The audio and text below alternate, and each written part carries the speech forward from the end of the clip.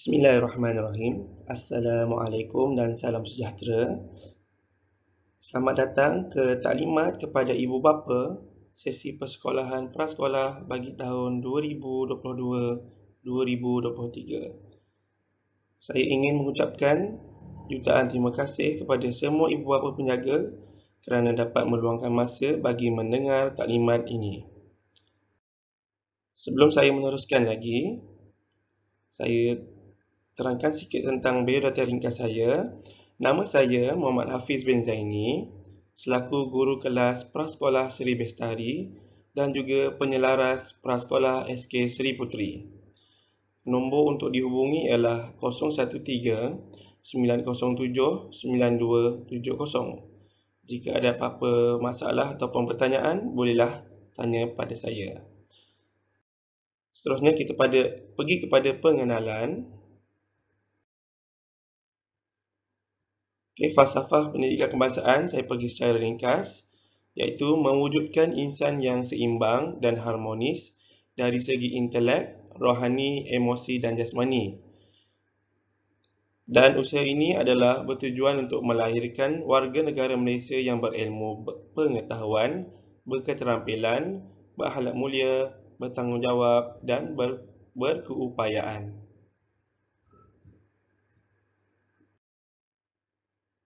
Seterusnya ialah matlamat pendidikan prasekolah. Pendidikan prasekolah bertujuan menyediakan pengalaman pembelajaran kepada murid-murid yang berumur antara 4 hingga 6 tahun bagi menyuburkan potensi mereka dalam semua aspek perkembangan, menguasai kemahiran asas dan memupuk sikap positif sebagai persediaan masuk ke sekolah rendah. Ini ialah visi dan misi Prasekolah Kementerian Pendidikan Malaysia. Visinya ialah pendidikan berkualiti, insan terdidik secara negara sejahtera, dan misinya ialah melestari sistem pendidikan yang berkualiti untuk mengembangkan potensi individu bagi memenuhi aspirasi negara. Untuk Prasekolah Kementerian Pendidikan Malaysia, pendidikan prasekolah KPM disediakan secara percuma oleh Kerajaan Malaysia. Kerajaan menyediakan peruntukan khusus bagi murid prasekolah KPM. Jadi selepas ini saya akan terangkan sikitlah tentang peruntukan yang akan diterima oleh anak-anak. Latar belakang. Waktu pengoperasian prasekolah. Waktu hadir sebelum 7.30 pagi. Waktu pulang ialah 11.30 pagi. Dan jumlah masa pembelajaran ataupun jumlah masa PDPC ialah selama 4 jam. Ini ialah waktu pengoperasian prasekolah, iaitu selama 4 jam bermula dari 7.30 pagi dan waktu pulang ialah 11.30 pagi. Ini ialah pengurusan kewangan. Jenis-jenis bantuan yang diterima oleh murid prasekolah. Yang pertama ialah PCG, iaitu RM100 seorang. Yang kedua ialah peruntukan core curriculum sebanyak RM25 seorang. Seterusnya ialah peruntukan makanan, iaitu RM2 sehari untuk seorang. Dan peruntukan takaful RM1.50 seorang. EMK ni ialah allowance murid berkeperluan khas. Untuk prasekolah dia tidak terlibat. Jadi untuk prasekolah inilah peruntukan yang diperuntukkan oleh kerajaan. Dan untuk pengetahuan ibu bapa yang mungkin tak tahu, prasekolah KPM ialah tiada yuran bulanan sebab mereka telah diperuntukkan bantuan. Seterusnya ialah pakaian rasmi murid prasekolah KPM.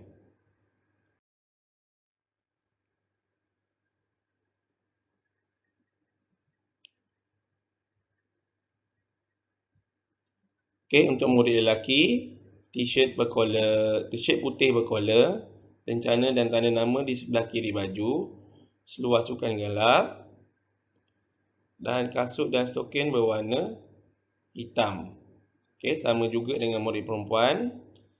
Bezanya ialah untuk yang bertudung putih, baju berlengan panjang, dan itu contoh samalah dengan untuk yang lelaki. Okey, untuk pembelian baju mestilah diuruskan oleh pihak ataupun ibu bapa dan penjaga prasekolah. Untuk pihak sekolah tidak membekalkan pakaian murid-murid. Jadi untuk pakaian urusan ialah ibu bapa dan penjaga. Okey, kita pergi kepada hal ehwal murid.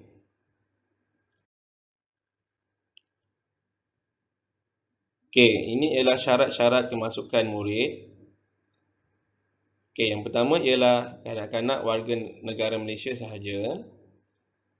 Okey, kanak-kanak berumur 4 plus, lahir 1 Januari hingga 31 Disember, dan 5 plus, lahir 2 Januari hingga 31 Disember tahun persekolahan semasa. Okey, kelonggaran juga diberikan kepada kanak-kanak yang berumur 3 plus, lahir dari 2 Januari hingga 15 Januari tahun persekolahan semasa. Okey, kanak-kanak yang genap umur 6 tahun pada 1 Januari tahun semasa adalah tertakluk kepada pendidikan wajib. Walau bagaimanapun, kanak-kanak ini layak memohon ke prasekolah sekiranya mendapat kelulusan penangguhan ke tahun 1. Okey, keutamaan adalah kepada murid berumur 5 plus, dan pemilihan murid adalah berdasarkan merit yang telah ditetapkan. Okey, inilah syarat-syarat kemasukan murid prasekolah KPM. Okey, untuk pemilihan murid telah ditubuhkan Jawatankuasa Pemilihan Murid. Okey, Jawatankuasa Pemilihan Murid bertanggungjawab dalam membuat keputusan pemilihan kemasukan murid ke kelas prasekolah KPM, dan jawatankuasa ini perlu mengadakan mesyuarat pemilihan walaupun bilangan permohonan yang diterima kurang berbanding dengan kapasiti tempat yang ditawarkan. Okey, ini ialah contoh iklan yang telah pihak sekolah sediakan. Untuk makluman ibu bapa dan penjaga, bagi murid-murid yang berumur 5 tahun pada tahun ini, mesti jika ingin masuk prasekolah KPM pada tahun depan, perlulah memohon juga. Dia tidak automatik mohon. Okey, jawatankuasa permohonan ini terdiri dipengerusikan oleh guru besar, naib pengerusi, guru penolong kanan pentadbiran, setiausaha, guru penolong kanan hal ehwal murid, penolong setiausaha guru prasekolah, ahli jawatankuasa guru penolong kanan core kurikulum, ahli jawatankuasa guru prasekolah, ahli jawatankuasa guru penolong kanan pendidikan khas ataupun penyelaras, AJK atau wakil komuniti. Okey, ini ialah jawatankuasa permohonan untuk pemilihan murid prasekolah KPM. Okey, permohonan tahun 1. Ini sangat penting untuk ibu bapa yang mempunyai anak umur 5 dan 6 tahun. Untuk murid prasekolah, ibu bapa penjaga juga perlu mendaftar anak ke tahun 1 dan tiada pendaftaran secara automatik. Ini ada kadang-kadang ibu bapa ingat yang telah mendaftar di prasekolah automatik telah berdaftar ke tahun 1. Okey, tidak Jadi ini kena take note ataupun ambil perhatian kepada ibu bapa, tiada pendaftaran secara automatik. Okey, secara ringkas, keahlian PIBG bagi ibu bapa penjaga murid prasekolah. Okey, keanggotaan PIBG, keanggotaan tidak automatik, ibu bapa digalakkan memohon, tertakluk pada budi bicara pegawai pendidikan daerah, pegawai pendidikan bahagian ataupun pendaftar. Okey, kaedah permohonan. Ibu bapa yang tiada anak di tahun 1 dan tahun 6 menggunakan borang BPA PIBG 1. Mesyuarat jawatankuasa PIBG menerima atau menolak. Ini hasil mesyuarat terima atau tak permohonan. dan kemukakan di PPD untuk kelulusan tempoh keahlian 2 tahun. Jadi jika ibu bapa penjaga ingin memohon, ini adalah dia punya langkah lah. Okay, jika ada apa-apa persoalan boleh hubungi saya. Okay, saya akan terangkan tentang SOP persekolahan semasa pandemik. Okay, ibu bapa penjaga perlu mengambil perhatian seperti berikut. Menghantar dan mengambil anak jagaan mengikut waktu yang ditetapkan.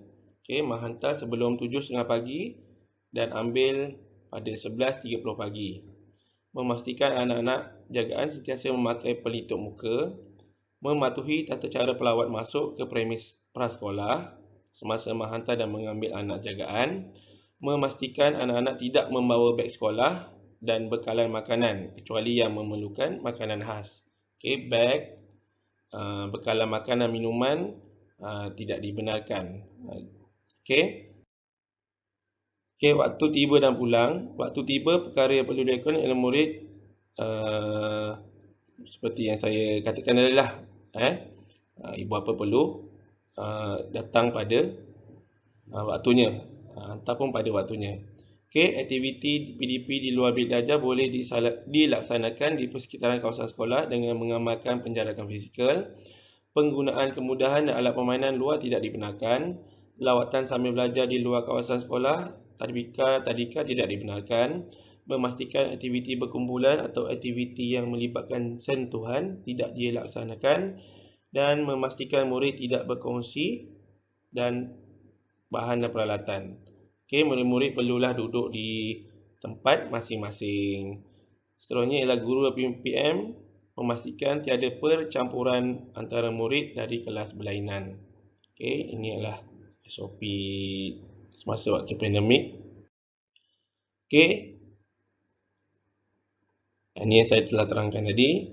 Okay, seterusnya saya kongsikan sikit persekitaran prasekolah. Okay, ini ialah ruang menunggu semasa waktu pagi dan waktu pulang, dan di sini jugalah cikgu yang bertugas akan mencatat kehadiran. Okey, ini ialah kawasan membasuh tangan ataupun cuci tangan. Jadi selepas murid tiba di sekolah, sebelum masuk ke kelas, mereka akan mencuci tangan, dan mencuci tangan juga akan dilakukan sebelum dan selepas makan, dan juga selepas melakukan aktiviti di dalam kelas dan sebelum balik. Okey, itu ialah cuci tangan lah.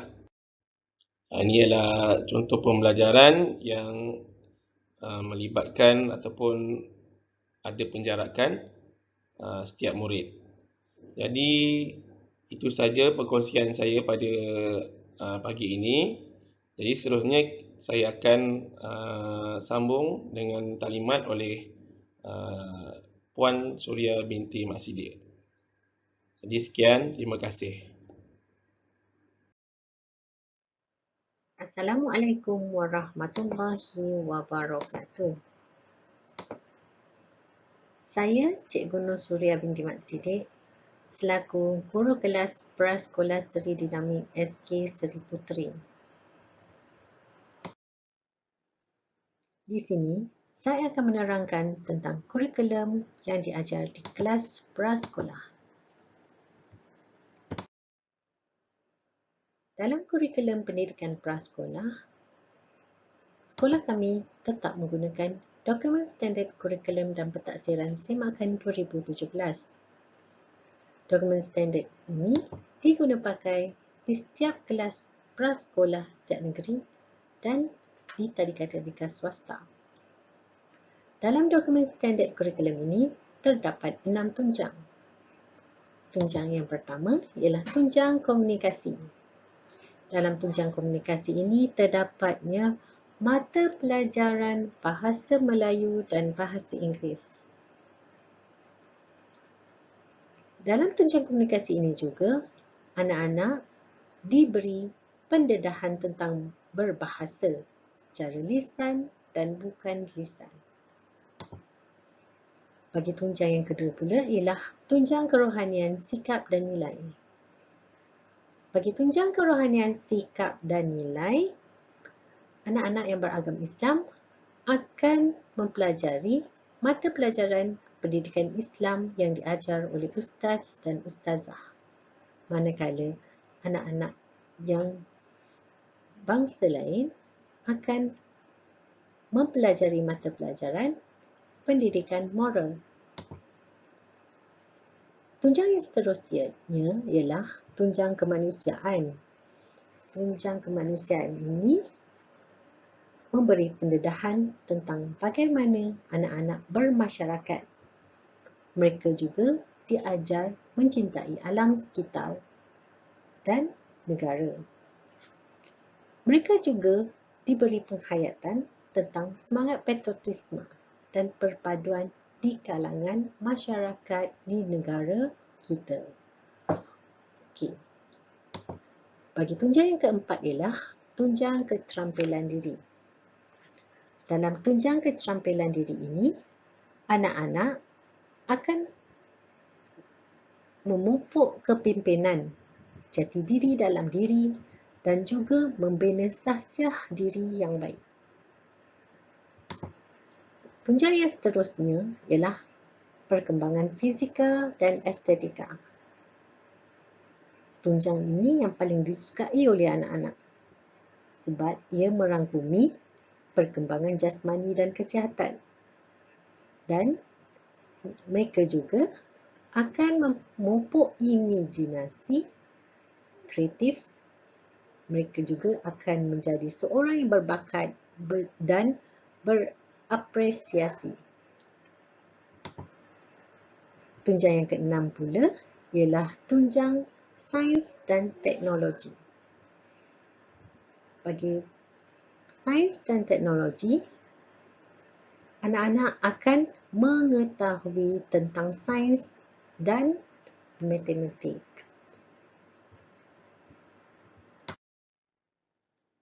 Kita beralih pula kepada peruntukan waktu yang diperuntukkan di kelas pendidikan prasekolah. Peruntukan masa seminggu untuk kelas pendidikan bahasa pengantarnya bahasa Melayu seperti kelas pendidikan prasekolah SK Seri Puteri ialah 1,200 minit. Bahasa Melayu dan bahasa Inggeris 60 minit. Aktiviti luar 120 minit. Begitu juga dengan pendidikan Islam dan pendidikan moral. 40 minit diperuntukkan untuk bidang pembelajaran matematik awal dan 800 minit bagi pembelajaran bersepadu.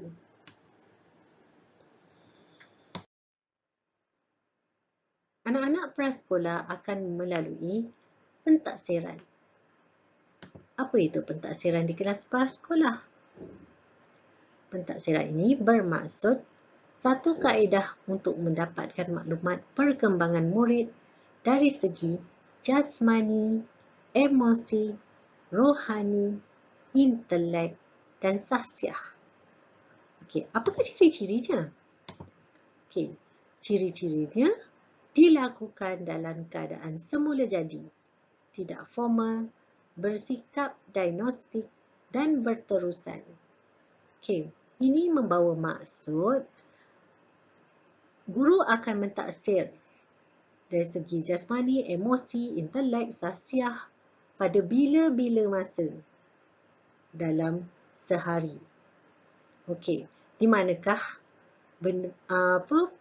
perkembangan tersebut direkodkan? Okey, perkembangan tersebut direkodkan di dalam senarai simak, skala kadar, rekod anekdot, rekod berterusan, persempelan masa dan persempelan peristiwa. Bagaimana proses pentaksiran dilakukan di kelas prasekolah? Pertama, guru akan merancang, menentukan konstruk mana yang dipilih dan kaedah penilaian yang sesuai untuk anak-anak prasekolah. Kedua, guru akan membina instrumen dan menentukan standard prestasi. Ketiga pula, guru akan melaksanakan pentaksiran, memerhati tingkah laku anak-anak, cara anak-anak berinteraksi dan hasil kerja murid. Okey. Guru akan merekod apa yang diperhatikan ke dalam senarai semak, persimpanan masa, rekod anekdot dan sebagainya. Guru akan menganalisis data dan melapor.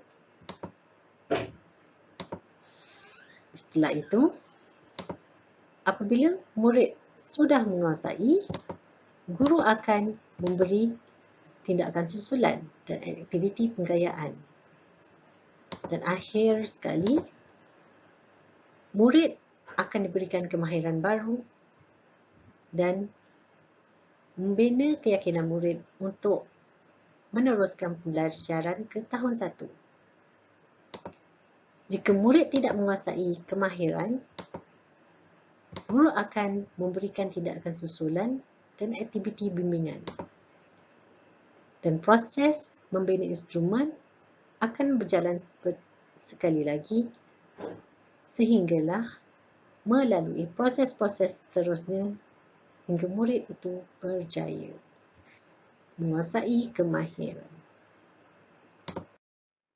Kita beralih pula kepada program pendidikan di prasekolah dalam kurikulum prasekolah. Dalam pendidikan prasekolah, kita menggunakan 4 modul.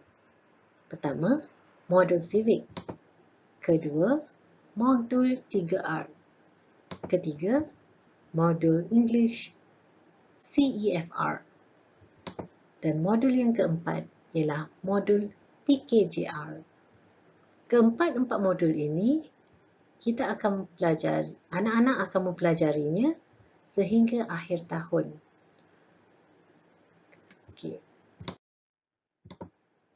Dalam modul pendidikan civic, murid akan fokus ke arah penerapan nilai murni dan kemasyarakatan dalam diri.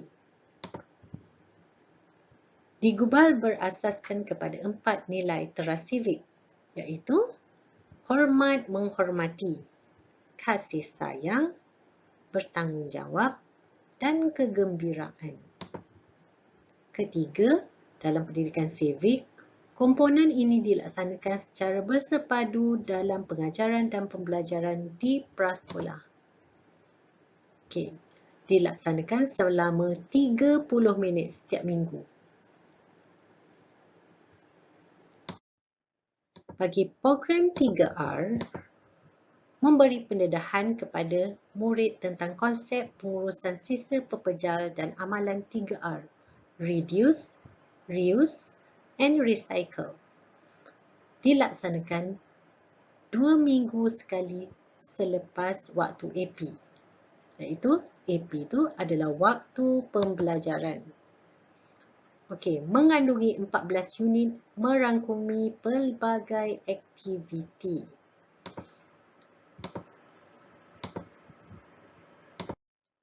Untuk program keselamatan jalan raya, ia mencakupi pengetahuan dan kemahiran asas tentang keselamatan jalan raya.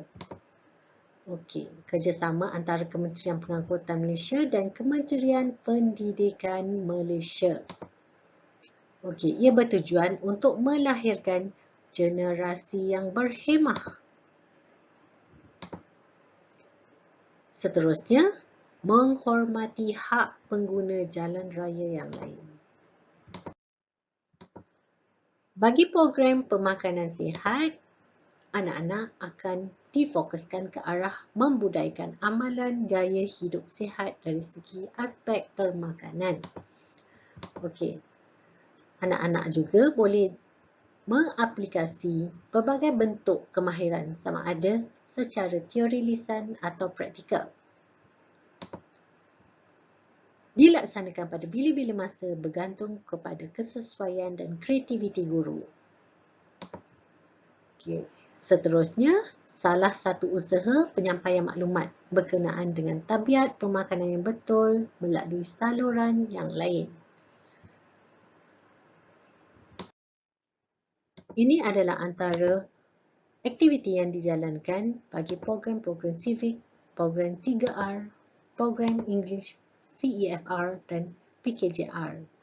Kesemua aktiviti ini dirancang mengikut kesesuaian pada tema-tema yang ditetapkan oleh guru. Penggunaan buku kerja di kelas pendidikan prasekolah adalah dilarang sama sekali, seperti yang tertakluk dalam Perkelilingan Ikhtisas Bilangan 1/2000, iaitu murid-murid tidak dibenarkan menggunakan buku kerja. Okey. Kami sebagai seorang guru harus kreatif dalam menyusun, mengolah dan mempelbagaikan aktiviti PDPC. Pelbagai cara akan kami gunakan, seperti menggunakan LCD, menggunakan televisyen, menggunakan kad-kad, membuat aktiviti yang menarik pada budak seperti kad-kad dan sebagainya. Okey, jadi ibu dan ayah murid prasekolah SK Seri Puteri tak perlu risau sebab insya-Allah saya dan Cikgu Hafiz akan memberikan yang terbaik untuk anak-anak tuan-tuan dan puan-puan. Okey, itu saja untuk kali ini bagi slot kurikulum di kelas prasekolah, dan saya mohon maaf jika ada yang tersilap bahasa atau terlanjur kata. Okey, maaf dari saya. Assalamualaikum warahmatullahi wabarakatuh. Assalamualaikum, selamat pagi. Di sini saya akan menerangkan biodata ringkas tentang diri saya. Saya Nurza Bida Ali, selaku pembantu pengurusan murid prasekolah SK Seri Puteri Batu Pahat. Di sini saya akan menerangkan bidang tugas guru dan PPM.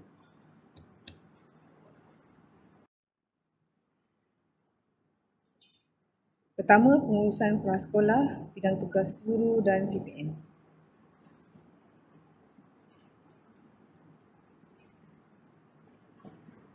Okey, yang pertama,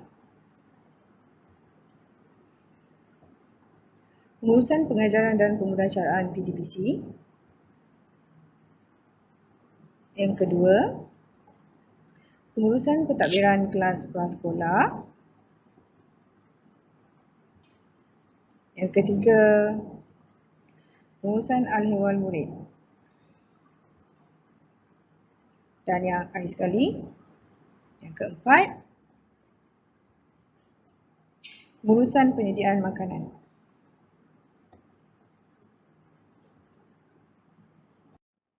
Seterusnya,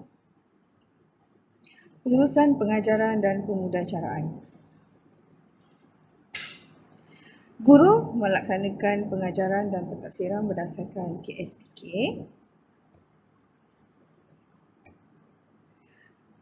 Pembantu pengurusan murid membantu guru prasekolah dalam penyediaan bahan dan pengajaran dan pemudacaraan. Guru dibantu oleh PPM merancang aktiviti bimbingan dan asuhan, serta PPM membantu mengawasi, menjaga keselamatan, kesihatan dan keselesaan murid.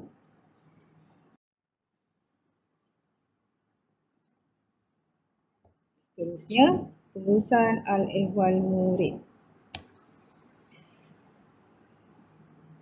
Okey, yang pertama, menyambut kedatangan murid. Kedua, mendaftar kehadiran murid prasekolah setiap hari. Ketiga, memastikan murid dalam keadaan sihat dan bersih.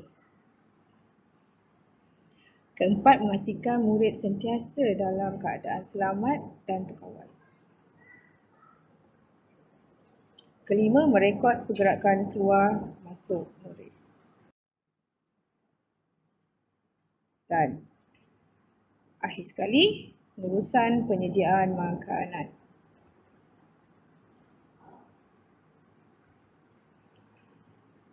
Guru dalam memastikan penyediaan makanan oleh PPM mengikut menu standard yang telah ditetapkan. Guru memastikan perkakasan yang akan digunakan untuk penyediaan makanan sentiasa dalam keadaan bersih dan selamat untuk digunakan. Dan PPM bertanggungjawab dalam menyediakan dan menghidangkan makanan dan minuman yang bersih, berzat, seimbang berdasarkan cadangan menu standard prasekolah. Dan akhir sekali, mengemas dan membersihkan perkakasan selepas digunakan. Assalamualaikum dan selamat pagi. Nama saya Nur Izzati binti Maskam, merupakan PPM Prasekolah Dinamik di Prasekolah Seri Puteri Batu Pahat, Johor. Hari ini saya akan menerangkan mengenai menu. Menu standard prasekolah. Surat Makluman Pelaksanaan Menu Standard Prasekolah KPM bertarikh 7 Januari 2014 disediakan mengikut keperluan nutrisi murid berdasarkan Piramid Makanan dan Pinggan Sihat Malaysia, mengambil kira aspek lokaliti sekolah luar bandar dan murid yang mengamalkan pemakanan vegetarian. Contoh hidangan, menu luar bandar, menu bandar, menu vegetarian. Menu-menu ini dihidangkan bersama dengan air putih dan buah.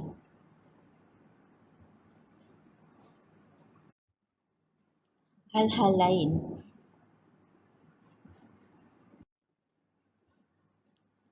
Hal-hal lain berkaitan dengan kesihatan.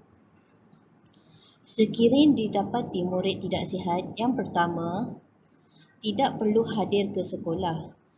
Yang kedua, berjumpa doktor bertauliah dan dapatkan sijil cuti sakit. Yang ketiga, berehat dan makan ubat mengikut nasihat doktor. Hal-hal lain berkenaan keselamatan.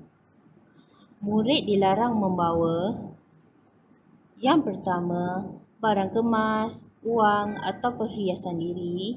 Yang kedua, permainan telefon bimbit atau gadget. Yang ketiga, senjata atau objek berbahaya. Hal-hal lain berkenaan maklumat peribadi. Ibu bapa atau penjaga perlu sentiasa mengemas kini. Yang pertama, nombor telefon bimbit ibu bapa atau penjaga. Yang kedua, alamat kediaman dan waris terdekat. Yang ketiga, status kesihatan murid. Persediaan sebelum ke sekolah. Apa yang ibu bapa atau penjaga boleh lakukan? Yang pertama, beri gambaran yang menyeronokkan tentang sekolah. Yang kedua, sediakan kelengkapan secukupnya. Bagi murid-murid prasekolah ini, digalakkan untuk ibu bapa menulis segala kelengkapan anak-anak. Kemahiran pengurusan diri. Disiplin masa seperti tidur dan bangun